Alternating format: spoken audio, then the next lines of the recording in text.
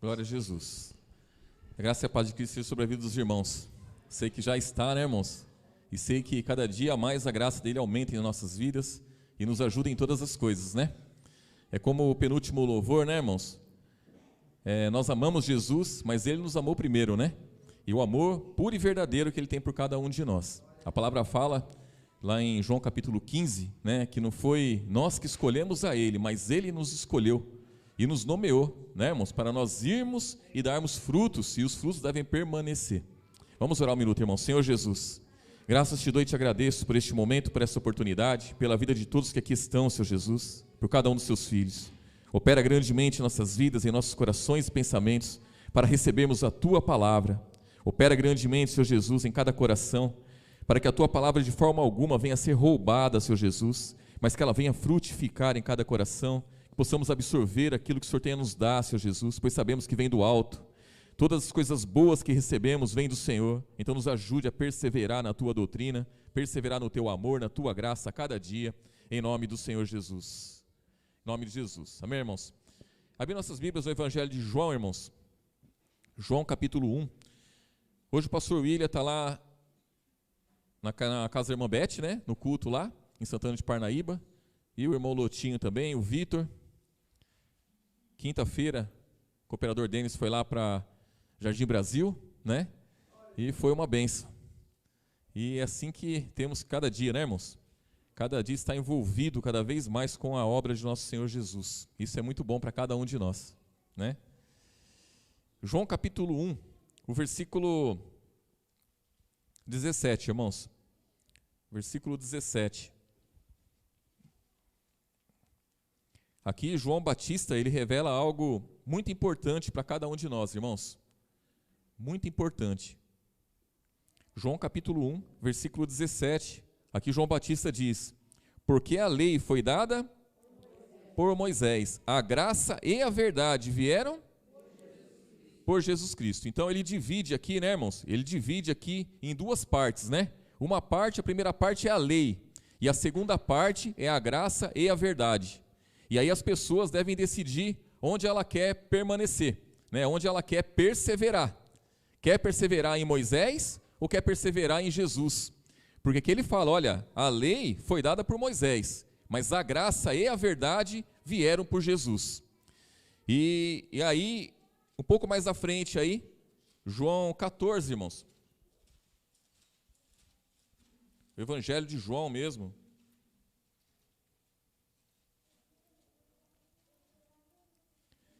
João capítulo 14, o versículo 6.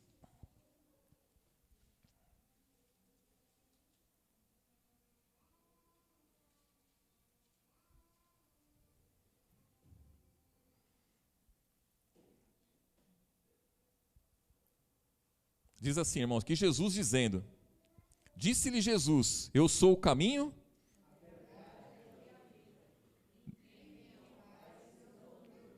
Então Jesus ele afirma aqui, ó, eu sou o caminho, eu sou a verdade, eu sou a vida. Ninguém vem ao Pai senão por mim. E aí é que a questão, né, irmãos? As pessoas elas querem um caminho, né, irmãos? Um caminho que leve a um lugar bom, não é isso, irmãos? As pessoas querem, ninguém quer entrar, quer andar por um caminho que conduza ao erro, ao engano, ao precipício, né? Quando você escolhe um caminho, né, você está indo numa trajetória ali, e lá na frente tem dois caminhos a seguir. Você vai buscar qual caminho? O caminho que você discerne ali que é o melhor, né, irmãos? Ninguém busca o pior caminho. E Jesus está dizendo, eu sou o caminho. Então não há outro caminho, né? Outro caminho que conduza ao Pai, né? Que conduza a Deus, senão por Ele próprio. Né? Então ele fala, ó, ninguém vem ao Pai, né? Então ele está afirmando, eu sou o Pai, ninguém vem ao Pai senão por mim. Ele não está dizendo, ninguém vai ao Pai, né? Ele fala, não, eu sou o caminho, quem andar por mim vai estar com o Pai, quem andar por mim. Então, né, diz aqui o versículo 6, disse-lhe Jesus, eu sou o caminho e a verdade e a vida, ninguém vem ao Pai senão por mim. Se vós conheceis a mim, também conheceríeis a meu Pai, e já desde agora o conheceis, e o tendes visto. Disse-lhe Filipe, Senhor, mostra-nos o Pai, o que nos basta. Disse-lhe Jesus, estou há tanto tempo convosco, e não me tendes conhecido, Filipe? Quem me vê a mim, vê o Pai. E como dizes tu, mostra-nos o Pai. Não crês tu que estou no Pai e o Pai está em mim? As palavras que eu vos digo, não as digo de mim mesmo, mas o Pai que está em mim é quem faz as obras. Crede-me que estou no Pai e o Pai está em mim. Crede-me, ao menos, por causa das mesmas obras. Então, Jesus está dizendo, olha, se você não está crendo, né, andando comigo aqui, me vendo, então crê pelo menos por causa das mesmas obras, porque as obras que eu faço são as obras do Pai, as mesmas obras. Se a gente olhar a trajetória toda de Jesus, irmãos, desde que Jesus se apresentou como homem nesse mundo, né, como homem nesse mundo, ele sempre revelou a todo o povo que olhava para ele, que servia, que seguia a ele, né, que estava junto dele, ele sempre revelou a verdade ao povo. Ele sempre revelou, irmão, sempre tentou tirar o povo do engano, do erro, da injustiça, né, irmãos? Por toda a vida, tanto que ele foi perseguido, né? E a palavra fala isso na folha seguinte, aí no capítulo 15. No capítulo 15, o versículo...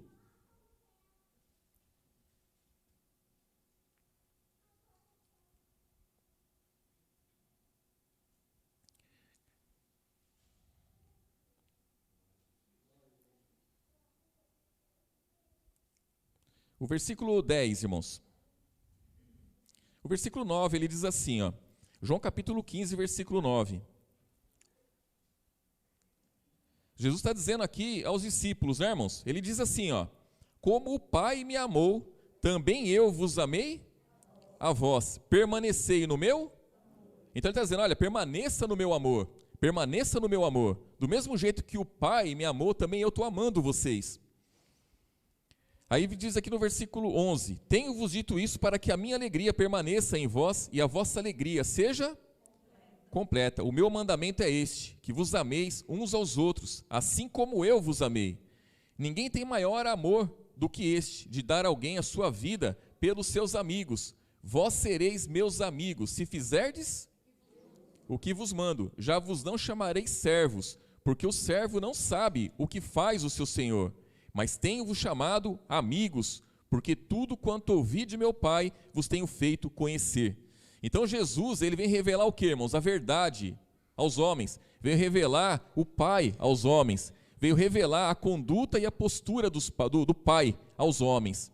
Mas aí, ele fala aqui, que ele não chamava mais de servo, mas de amigos. Mas um pouco mais à frente aqui, ó, ele diz assim, ó, o versículo 20, ele fala aqui, ó, lembrai-vos da palavra que vos disse, não é o servo maior que o seu?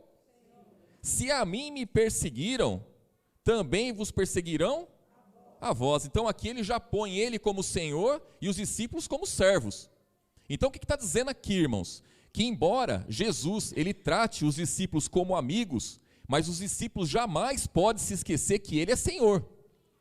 Então não é um exemplo claro no mundo, não é porque o patrão, ele cuida bem do empregado, do funcionário, que o funcionário vai querer pisar na cabeça dele e vai querer ser maior que ele. Funcionário é sempre funcionário. O patrão, por melhor que ele seja, ele é patrão. Da mesma forma é o nosso Senhor Jesus. Ele nos trata como amigos. Ele tem um amor infinito por nós. Mas nós sempre temos que entender que Ele é Senhor das nossas vidas, que Ele é quem conduz cada um de nós, e nós temos que nos sujeitar a Ele. Então Ele está dizendo, olha, se perseguiram a mim, perseguirão a vocês também. Mas aí eu pergunto, por que perseguirão a nós, irmãos? Por que as pessoas iriam perseguir a nós? Pela mesma forma que perseguiram Jesus. O povo estava no engano, o povo estava no erro, aí Jesus vem com a verdade. Jesus vem esclarecendo os homens, mostrando para eles que eles não estavam servindo a seu Pai, que eles não estavam servindo a vontade de Deus. E aí, ele acaba sendo o quê? Perseguido, né? Quando você vem tirar o povo da corrupção, o povo quer ficar no quê? Na corrupção. Por quê, irmãos? Porque servir a Jesus é assumir um compromisso. E até hoje as pessoas não querem um compromisso com Jesus. Porque, diz aqui, ó, versículo 21, mas tudo isso vos farão por causa do meu? Porque não conhecem aquele que me enviou. Olha que coisa.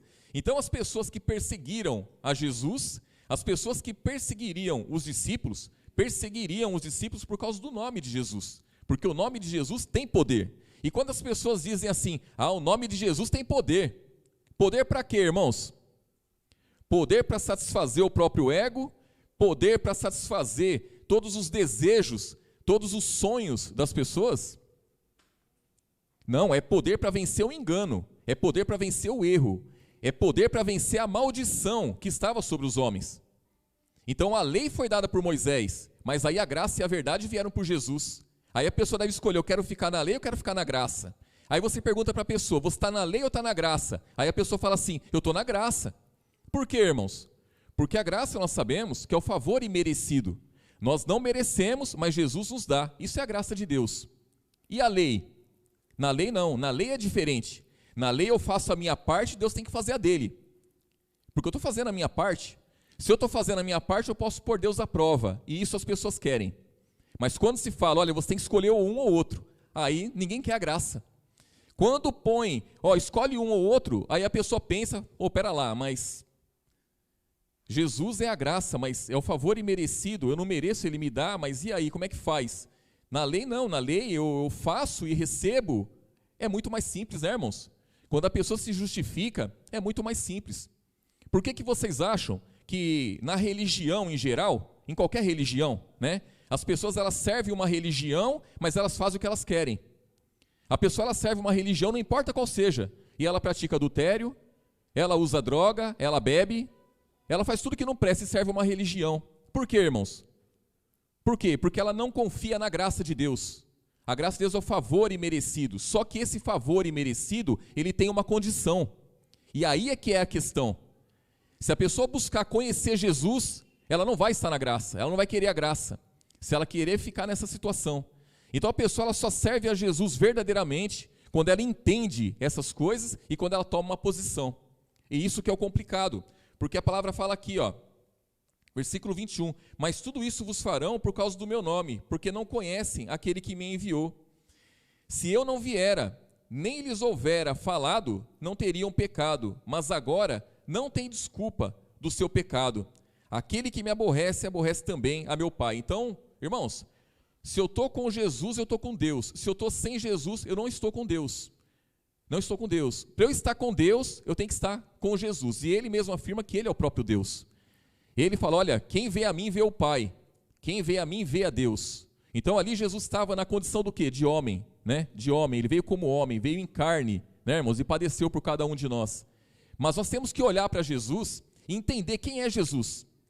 Entender a conduta de Jesus, a postura de Jesus. E aí acontece, como acontece com esse povo, como aconteceu com o jovem rico. Lá em Mateus 19. O jovem rico é um exemplo, irmãos, é o exemplo do povo desse presente século.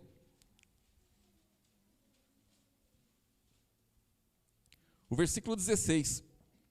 Mateus capítulo 19, versículo 16.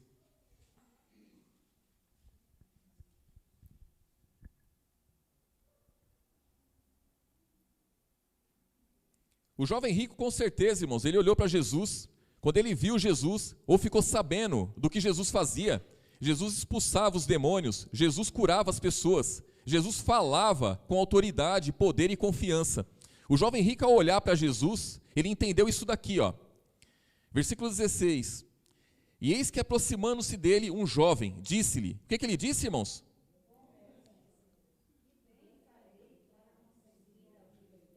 Então ele almejava a vida eterna, irmãos. Por quê? Porque Jesus ele pregava a vida eterna. Jesus ele veio trazer a vida eterna. Porque o que tinha para os homens era a morte eterna. A eternidade já existia, mas não a vida eterna, né? É o que tem também hoje para todos os seres humanos. Os seres humanos, eles estão, irmãos, eles estão propícios a quê? Ou eles estarem, né, na morte eterna, ou alcançar a vida eterna em Cristo. Então, Cristo significa isso, vida eterna. E o jovem rico, ele entendeu isso daí. Mas aí no versículo 17, Jesus diz, e ele disse-lhe, por que me chamas bom? Não há bom, senão um que é? Por quê, irmãos? Porque ele estava ali como homem, ele não estava ali como Deus, Jesus. Se queres, porém, entrar na vida, guarda os mandamentos. Por que Jesus fala isso para ele? Aí ele vem explicando aqui, Ele mesmo fala, com os lábios dele, o jovem. Versículo 19, né? Honra teu pai e tua mãe, amarás o teu próximo como a ti mesmo. Não, aqui no versículo 18. Disse-lhe ele, quais? E Jesus disse, não matarás, não cometerás adultério, não furtarás, não dirás falso testemunho, honra teu pai e tua mãe, amarás o teu próximo como a ti mesmo. O que Jesus está dizendo para ele? Cumpra a lei. A lei, por quê? Porque ele estava na lei. Aí ele diz aqui, ó, versículo 20, disse-lhe o jovem, tudo isso tenho guardado desde a minha mocidade. Que me falta ainda? Então ele disse, olha, Senhor Jesus, olha, mestre, tudo isso eu tenho feito, tudo isso eu já faço desde pequeno, eu já faço tudo isso, o Senhor está dizendo aí, ó. Mas aí Jesus vem o que, irmãos? Mostrar para ele o que ele deve fazer em Cristo. Disse-lhe Jesus, se queres permanecer, se querem ser perfeito, vai, vende tudo quanto tens, dá aos pobres, e terás um tesouro no céu, e vem e segue-me. E o jovem, ouvindo essa palavra, retirou-se triste, porque possuía muitas propriedades. Quando Jesus põe para ele uma condição, aí já não serve mais, irmãos. Enquanto Jesus não tinha posto condição nenhuma para o jovem rico, Jesus era o bom mestre. Quando Jesus fala, olha, cumpra a lei, porque Jesus sabia que ele estava na lei. A lei foi dada por quem? Por Moisés. E aí, Jesus fala, olha, se você quer ser perfeito, ele diz aqui, ó, versículo 21, disse-lhe Jesus, se queres ser perfeito, vai e vende tudo quanto tens. O que Jesus está dizendo para ele? Tira o Senhor da sua vida, desfaça do Senhor da sua vida, porque o Senhor dele era o dinheiro, o Senhor dele era o prestígio que ele tinha, o Senhor dele era os bens que ele tinha, esse era o Senhor dele. E quando Jesus fala, olha, desfaça do Senhor que você tem aí, né? Faça um bem a alguém, desfaça disso daí e vem e segue-me. Irmãos, se o jovem rico tivesse vendido tudo que ele tinha e dado aos pobres e não tivesse seguido Jesus, ele também não ia alcançar a salvação, porque Jesus é o caminho, ele é a verdade e ele é a vida. Mas o jovem não quis nem se desfazer daquilo que ele tinha de mais precioso. Então a gente vê aqui uma condição que Jesus pôs ao jovem rico, e é a mesma condição que ele põe para cada um daqueles que querem lhe servir. Vende tudo que você tem, quer dizer, desfaça de tudo aquilo que você está preso. Vem e me segue. E quando Jesus fala vem e me segue, lá em Lucas 9, ele fala assim, ó, se quiser vir após mim, né, negue-se a si mesmo, tome cada dia a sua cruz e siga-me. Então, seguir após Jesus é se desfazer, irmãos, se desfazer do eu, né? Se desfazer de tudo aquilo que prende, porque muitas coisas prendem as pessoas, muitas coisas para não servir a Jesus, porque Jesus é exemplo de conduta, irmãos, Jesus é exemplo de fidelidade, Jesus é exemplo de obediência. Então ele fala, olha, se perseguiram a mim, perseguirão a vós também, se guardarem a minha palavra, guardarão a vossa. Então, por que as pessoas não guardam aquilo que nós falamos? Por quê, irmãos? É como o último louvor que nós louvamos, né? Nós percorremos as aldeias, nós somos os pés de Jesus, né? Nós somos tudo isso. Não é isso, irmãos? Isso somos mesmo. Porque nós levamos adiante a conduta de Jesus. Nós levamos adiante Jesus. E por que as pessoas, elas não aceitam o evangelho puro e verdadeiro? Porque o evangelho puro e verdadeiro, ele vem falando para a pessoa, olha, muda de vida. Arrependei-vos, porque é chegado o reino dos céus. Então, a pessoa tem que tomar uma posição, ou ela fica na lei, né, que nem esse jovem rico queria ficar, desde a meninice, cumprindo os mandamentos, né, irmãos? Ah, eu já cumpro os mandamentos, eu já faço a minha parte, já desde a minha meninice eu já faço a minha parte. O que eu tenho que fazer mais para herdar a vida eterna? Quer dizer, a vida eterna todos querem, irmãos. Se você chegar para uma pessoa e falar assim, você quer vida eterna ou quer condenação eterna? A pessoa fala, eu quero vida eterna. Ah, você quer vida eterna? Mas o caminho é Jesus. Ah, tá bom. Só que quando você apresenta o caminho, aí a pessoa não quer. Por que a pessoa não quer? Porque em Cristo ela vai ter que mudar de vida. Em Cristo ela vai ter que mudar. E mudar, toda mudança, irmãos, ao princípio, é uma barreira muito grande. Quando você fala, você tem que mudar, a pessoa acha que ela vai ter que mudar por conta própria. Ela acha que ela vai ter que mudar com as próprias forças dela. Mas isso aí quem vai fazer a obra é Jesus. Jesus, ele faz a obra. Né? Quando nós estávamos lendo João capítulo 15,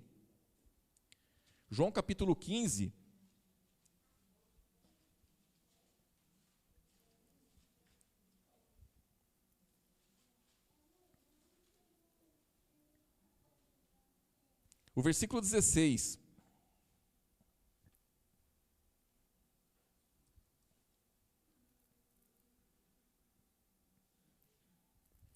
Aqui Jesus diz para os discípulos, né?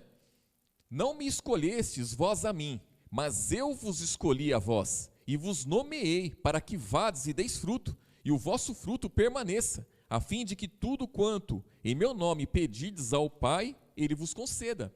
Então, não foi a gente que escolheu Jesus, Ele nos escolheu. Ele nos tirou, irmãos, nos tirou do mundo, Ele nos tirou do engano, Ele escolheu nós. É como escolher feijão, né, irmãos? Como escolher feijão. Você espalha o feijão ali, ó, aí você separa, né, o feijão daquilo que não presta, né, irmãos? É isso que Jesus fez com cada um de nós. O feijão você coloca de um lado e as pedrinhas, tudo que não presta, você coloca do outro. É isso que Jesus fez com cada um dos senhores, é isso que Ele fez com cada um de nós. Ele nos tirou daquilo que não prestava, que é o mundo, tirou e trouxe para o seu reino. E falou, a partir de agora você vai dar fruto, e esse fruto vai permanecer. Vai permanecer. Aí o versículo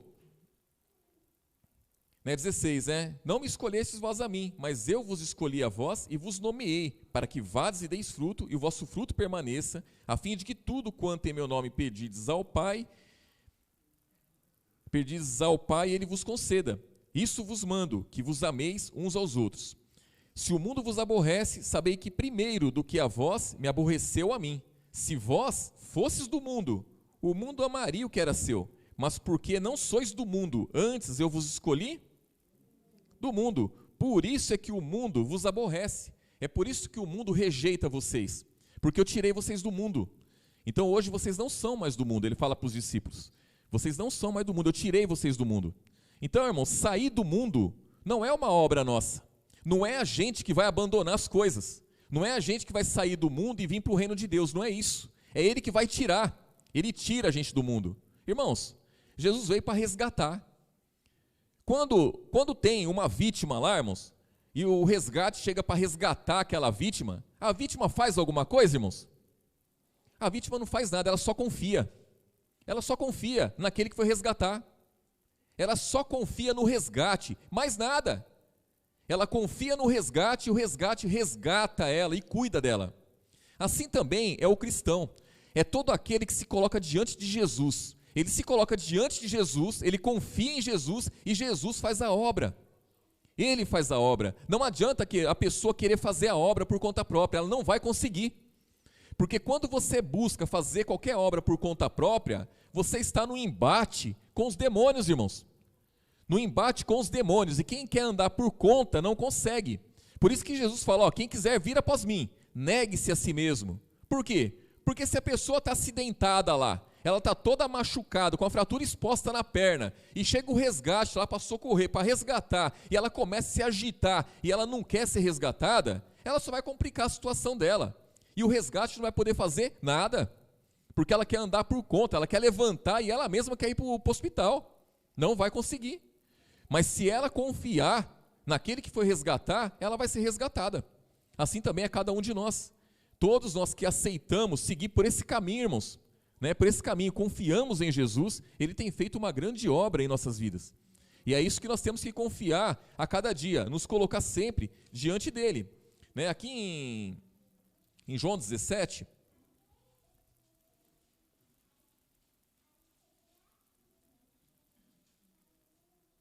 João capítulo 17, a folha seguinte aí, ó. Aqui Jesus está fazendo uma oração pelos discípulos, né, irmãos? Versículo 18 diz assim, ó.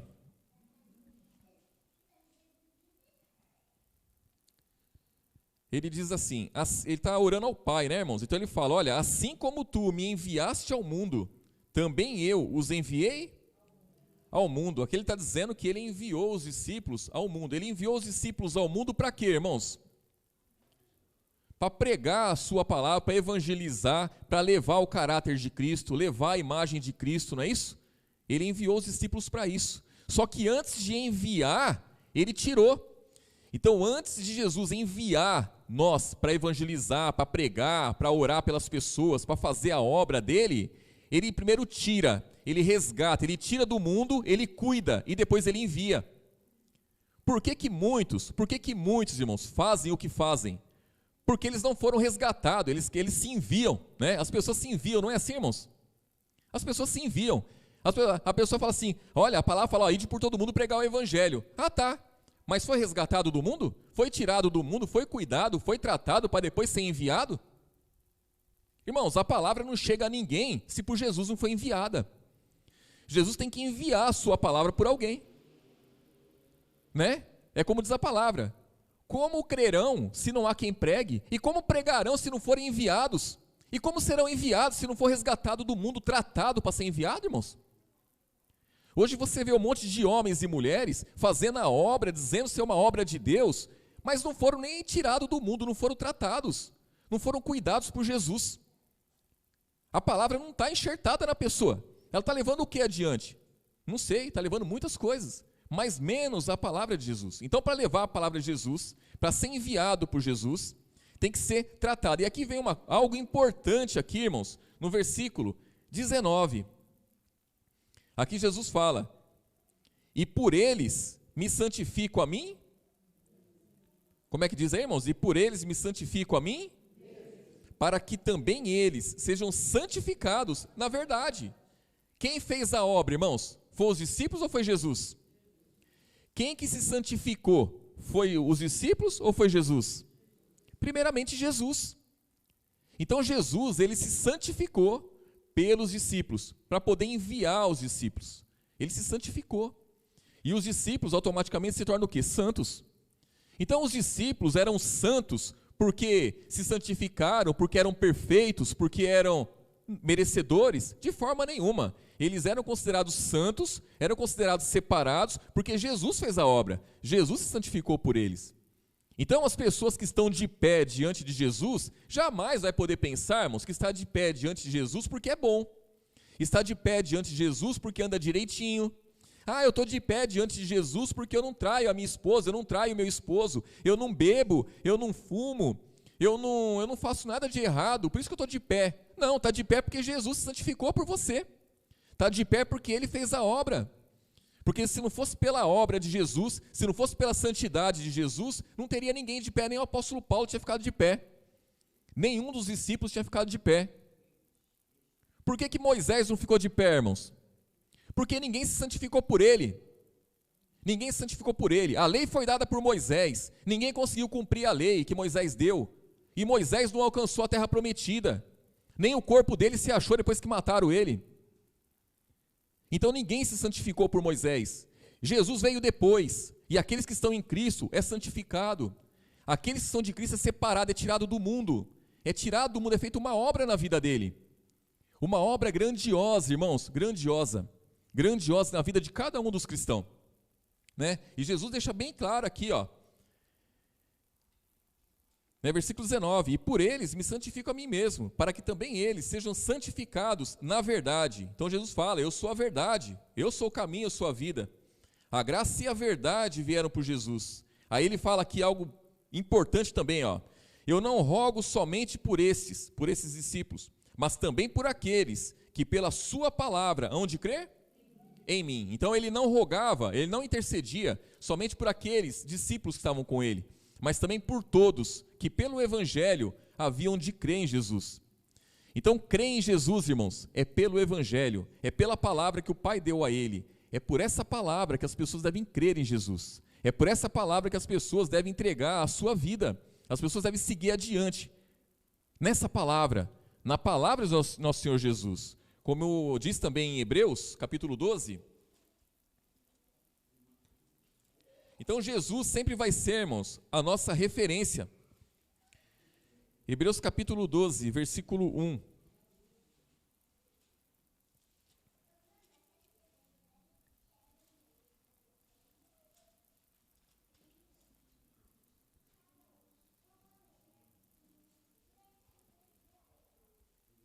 Hebreus capítulo 12, versículo 1, diz assim, ó,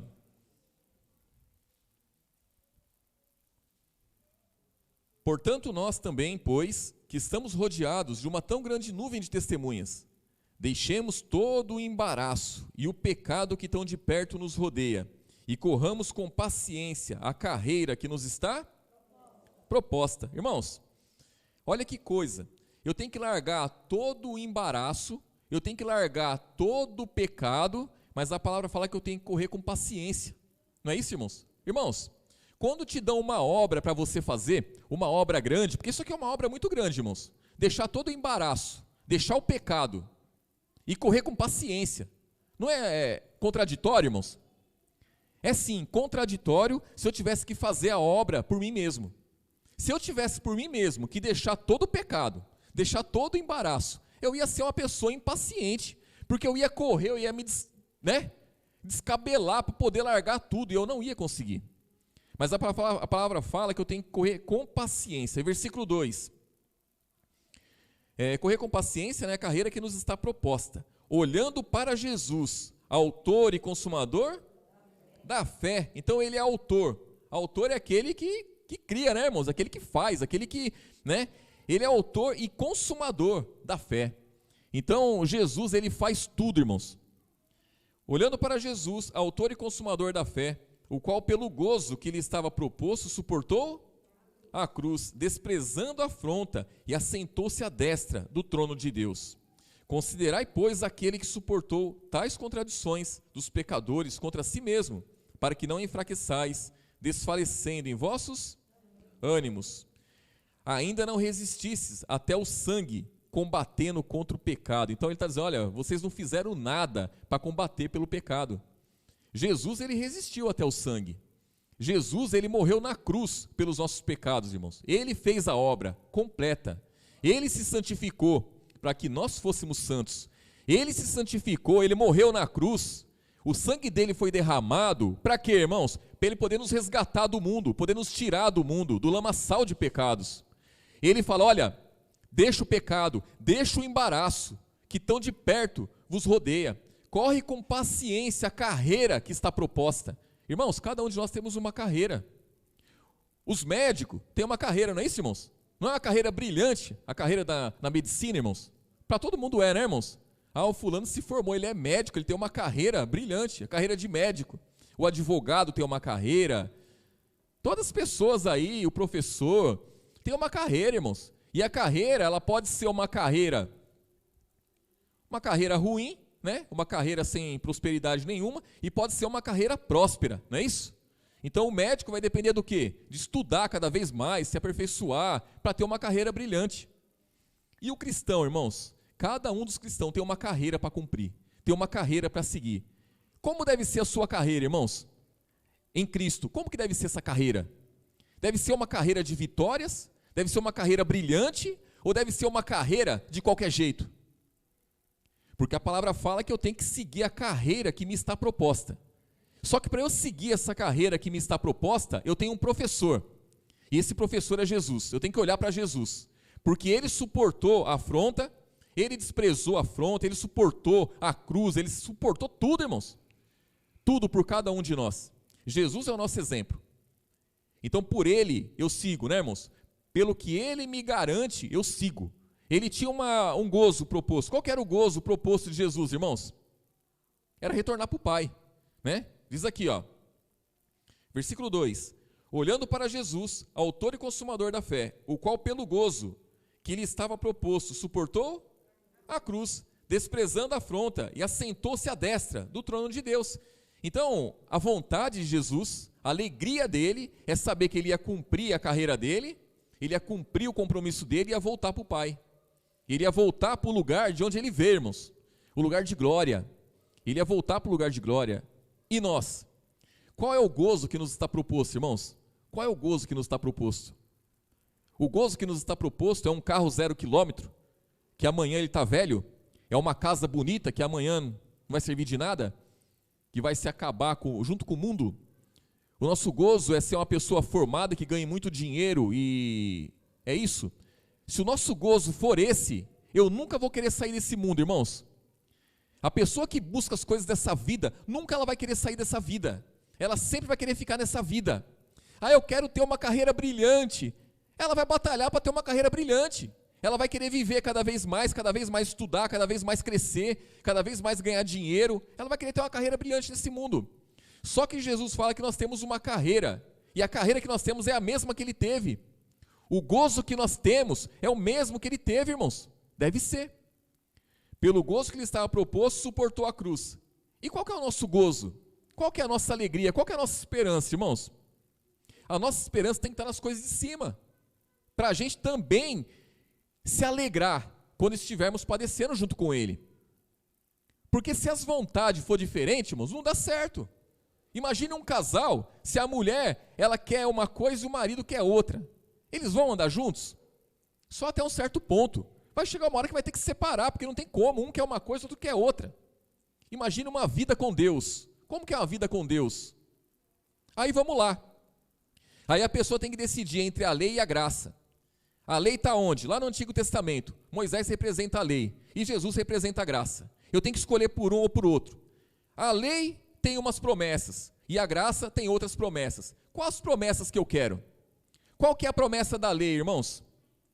A promessa da lei é assim: você cumpre a lei, toda a lei, sem faltar em coisa alguma, e você vai ser abençoado, você vai prosperar nesse mundo, você não vai ficar enfermo, você vai ter uma vida abençoada. E se você não conseguir cumprir, você está perdido. Se algum homem tivesse cumprido, Jesus não precisava ter vindo. Ele veio porque homem nenhum conseguiu cumprir. Então, isso aí eu já não quero para mim, porque eu conheço Jesus agora. As promessas de Jesus, quais são? No mundo vocês vão ter aflição, mas tem de bom ânimo, porque eu venci o mundo. Eu, pelo gozo que me estava proposto, suportei a cruz. Então você também vai conseguir suportar. E o nosso tesouro está no céu. Essa é a promessa da graça. Qual que eu quero? Eu quero a promessa da lei, eu quero a promessa da graça. A lei foi dada por Moisés, a graça e a verdade vieram por Jesus. Eu tenho que optar por um ou por outro. Não tem como ficar com um pé lá e um pé cá. Eu tenho que ter um mínimo de sabedoria, um mínimo de inteligência, irmãos, para entender que se numa Bíblia, que as pessoas consideram ela toda como palavra de Deus, se ela tem 2 testamentos, um só é válido, não tem como 2 testamentos ser válido. Tem como uma pessoa, vamos, um exemplo do mundo, eu vou lá, eu sou rico, milionário, aí eu faço um testamento. Tá bom, eu faço um testamento, aquele testamento é válido. Aí, quando é daqui a pouco, eu faço outro testamento. Qual que está valendo, irmãos? O segundo vai valer, porque se eu fiz um testamento e depois fiz outro testamento, é o segundo que vai valer. A palavra já fala assim, olha, tem 2 testamentos aí. O primeiro testamento, quem morreu foi um monte de bicho. O segundo, quem morreu foi o Cordeiro Imaculado. Foi o próprio Senhor, ele que morreu por esse testamento. Qual que eu vou querer, irmãos? A palavra fala que testamento nenhum tem valor se o testador não morrer. Então são coisas que a gente tem que buscar entender. Qualquer um em sã consciência, que não quer ser corrupto, qualquer um que não quer viver no pecado, no erro e no engano, vai tomar a posição. A minha posição é essa: eu vou servir Jesus. Ele me deu um testamento, ele morreu. Então a herança dele é minha, é válida. Moisés também deu um testamento. Irmãos, Moisés não é Deus. Quem que morreu pelo Antigo Testamento? Quem que morreu pelo Antigo Testamento? Ninguém morreu pelo Antigo Testamento. No Antigo Testamento, homem nenhum foi santificado. Homem nenhum foi santificado. Jesus é a própria graça, ele é o próprio caminho, ele é a própria vida. Ele veio e se doou, se entregou por amor de cada um de nós. E nada mais justo, né, irmãos? Nada mais justo que servir aquele que é verdadeiro. Uma folha à frente aí, capítulo 13, Hebreus, capítulo 13.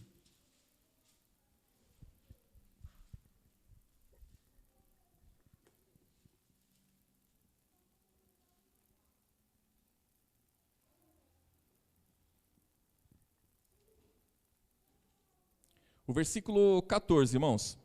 O que diz aí, irmãos?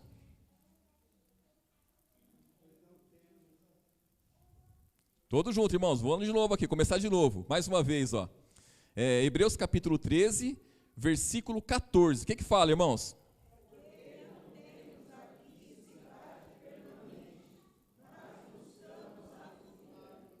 Buscamos a futura. Irmãos, quem quer esse mundo, irmãos?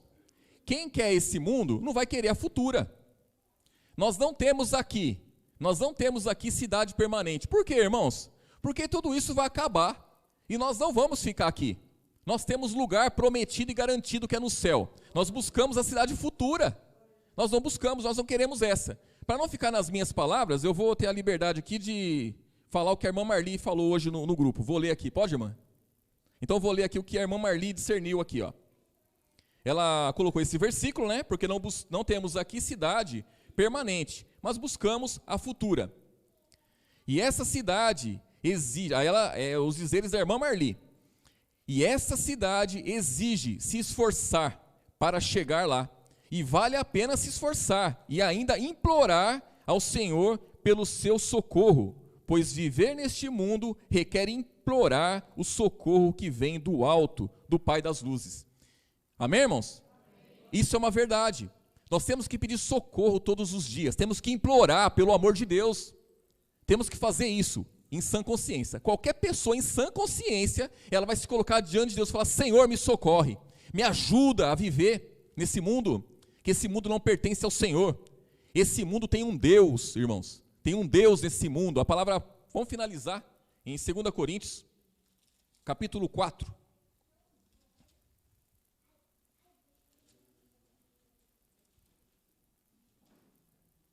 Aqui o apóstolo Paulo, né, irmãos, 2 Coríntios capítulo 4, versículo 3.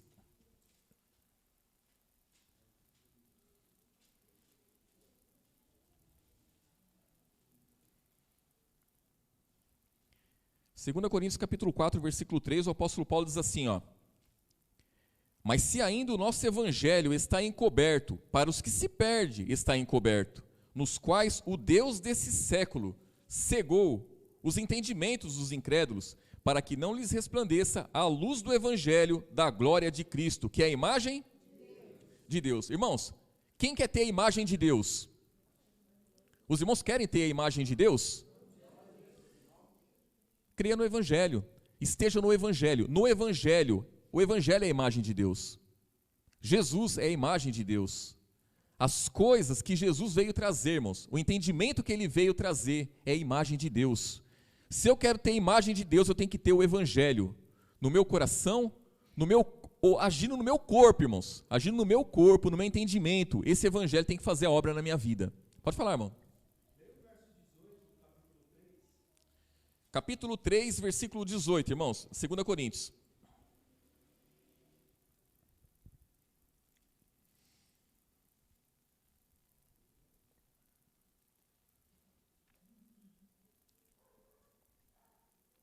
Eu vou ler o do 15 em diante aqui, irmãos. 2 Coríntios capítulo 3, versículo 15.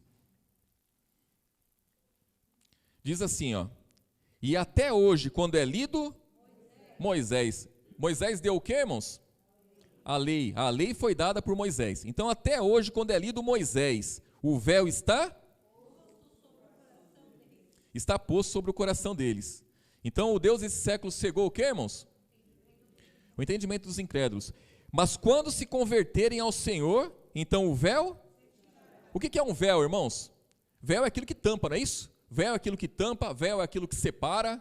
Isso é o véu. Quando se convertem ao Senhor Jesus, o véu se tira o véu.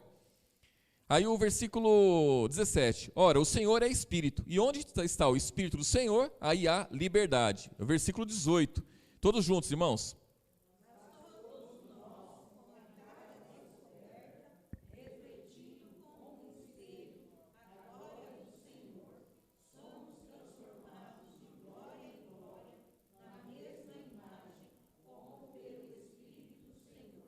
É isso mesmo, irmãos. Então todos nós com cara descoberta, refletindo como espelho a glória do Senhor. Somos transformados de glória em glória, né, irmãos? Isso é espetacular, né, irmãos? Ser transformado a cada dia de glória em glória, né? Transformação, irmãos, é isso. Em Cristo é isso, transformação.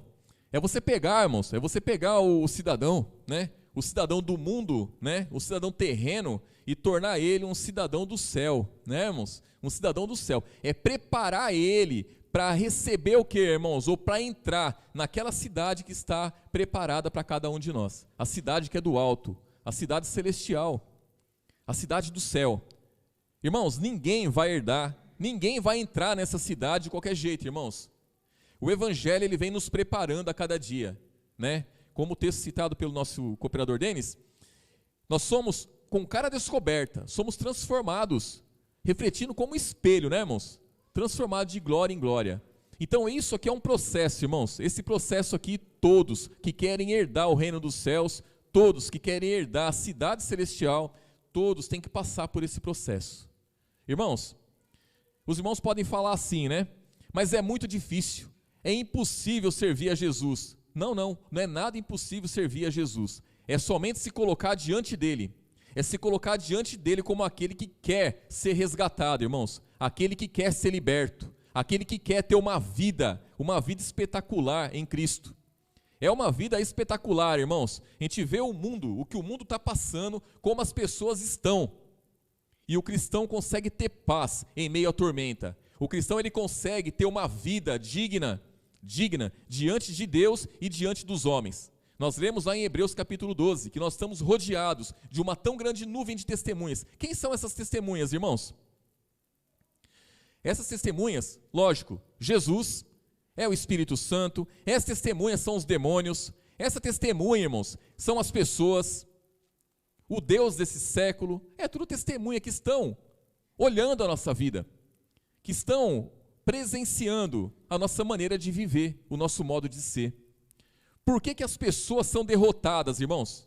Porque elas abrem portas para os demônios operar, para os demônios trabalhar. Quando você se converte a Cristo verdadeiramente, fecha-se as portas. E quando você, irmãos, imagine o ladrão mais perigoso que existe. Aí, ele está passando pela sua rua, e ele só quer uma porta aberta para ele entrar. O seu trabalho único é fechar a porta, irmãos. É só fechar a porta, e as portas só se fecham em Cristo. É em Cristo. Se a sua porta estiver aberta, qualquer ladrão ralé vai entrar na sua casa.